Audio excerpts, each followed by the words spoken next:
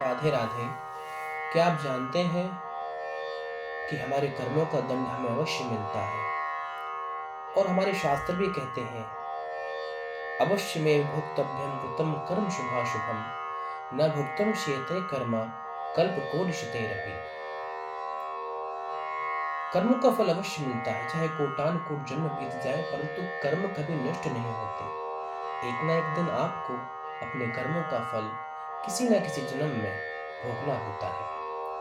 एक दृष्टांत आता है कि एक स्त्री थी जिसके 20 वर्ष तक कोई संतान नहीं हुई। भाग्यवश 20 वर्ष पश्चात वो स्त्री गर्भवती हुई और उसके एक संतान हुई और संतान के रूप में उसे पुत्र की प्राप्ति हुई। स्त्री बड़ी प्रसन्न थी और दुर्भाग्यवश 20 दिन बाद वो पुत्र मृत्यु को प्राप्त हो गया। स्त्री विलाप करने लगी, अपने पुत्र के शव को लेकर एक संत के समीप गई और अनुनय विनय करने लगी कि हे संत भगवान, आप कैसे भी करके मुझे एक बार मेरे पुत्र से मिला दीजिए। संत ने उसे बहुत समझाया कि पुत्र ये संसार है, यहाँ तो जीव जन्म लेता है, उसके साथ उसकी मृत्यु भी जन्म लेती है। सब अपने कर्मों का फल भोगने के लिए आते हैं। स्त्री नहीं मानी, हठ करने लगी तो संत को दया आई। संत ने उसके पुत्र की आत्मा को उसके समीप बुला दिया। स्त्री मात्र प्रेम में आकर उससे कहने लगी, हे पुत्र, तुम कहाँ चले गए? मैं तुम्हारे मुख से एक बार मां सुनना चाहती हूँ। उस पुत्र ने कहा, कौन सी माता, कैसा पुत्र? न मेरी कोई माता है, न मैं किसी का पुत्र हूं। मैं तो तुमसे कर्मों का हिसाब लेने आया था।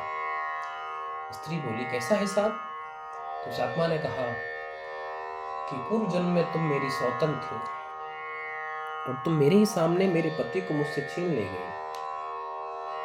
उस समय मैं रोई थी, आज तुम रो रही हो। उस समय मैंने अपना पति खोया था, इस समय तुमने अपना पुत्र खोया है। आज मैंने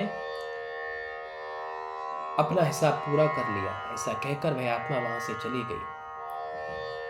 फिर संत ने उस स्त्री को समझाया कि बेटी, ये संसार चक्र है। यहाँ जो जीव जन्म लेता है अपने कर्मों के वश होकर या कर्मों का फल भोगने के लिए ही जन्म लेता है।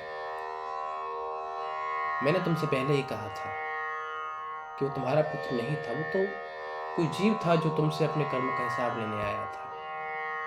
तो आप इस चीज को अवश्य समझें कि कर्म कभी नष्ट नहीं होते।